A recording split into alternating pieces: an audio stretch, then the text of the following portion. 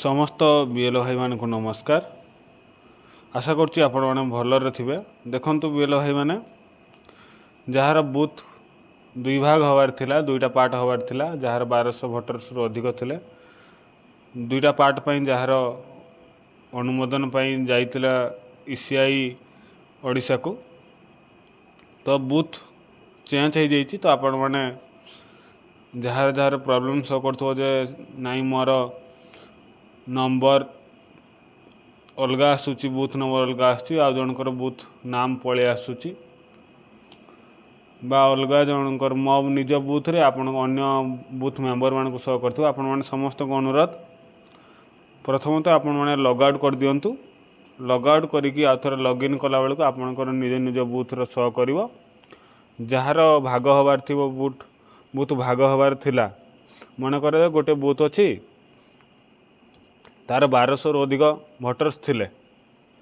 तो एबे कौन होउची ना, एबे तार जेहेतु बूथ भाग हो जाइछि तो भाग पळै आसीछि। आ जहार भी बूथ भाग हबार नहीं, तार अलग जनकर शो करथुला, अन्य ना शो करथुला, मेंबर मानकर शो करथुला।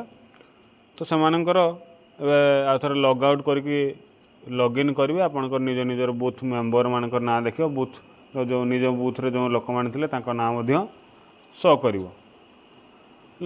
यह आपण मान समस्त पाखर मोर अनुरोध जे आपण माने निज निज मोबाइल रे थिबा बीएल ऐप को आउथरे लॉग आउट करके लॉगिन करंतु। आपण मानकर जहाँ भी सॉल्यूशन, जहाँ भी प्रॉब्लम थिबो ता सॉल्यूशन हो जिवो।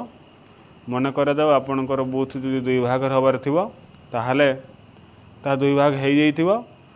दुई भाग होइकि आपणकर बूथ नंबर चेंज सहित आपण निज मोबाइल नंबर देकी जेतो लॉगिन करिवे, जो नंबर देइथिबे से नंबर देकी लॉगिन कले आपण मानकर ताहा ही शो करिवो।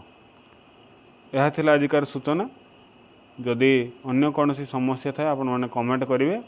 कमेंट कले तार सॉल्यूशन आपण मानकु दे दिया जिवो। थैंक यू समस्त को। आशा करछि आपण माने वीडियोटी को भल लागिले आपण माने दया कर लाइक आ सब्सक्राइब कर देबे। देखंतु एबे मो निज बूथ को जिबा। मोर आगुरु बूथ रे कौन थिले 1200 प्लस भोटर्स थिले। जेहेतु मो बूथ को दुई भाग हबार थिला, तार रिक्वायरमेंट जाइतिले दुई भाग हबा पई। तो जेतले मु जेंडर ऊपर चूज करछि, देखंतु एबे 539 शो करूछि हैला कि। तो मो बूथ मध्य चेंज हो जाइछि। मो बूथ चेंज हो जाइछि। इलेक्टोरल देखंतु एठी भी आपण मानकर 539 शो करथुवो। जदि आपण माने एसआर ऊपर क्लिक करके जिवे ताहले सेठी मध्य आपण मानकर ईएफ डैशबोर्ड रे सेतिक ही शो करिवो हैला कि। 539 शो करछि। ऊपर जो 566 अच्छी से टोटाल से कटि जाइछन्ती आपनकर जहाँ आ टोटाल जेतिक अच्छी सेतिक आपनकर शो करुछि। आशा करछि आपण माने वीडियो माध्यम समस्त डाटा पाई पारिथिबे। रहिली, धन्यवाद, थैंक यू।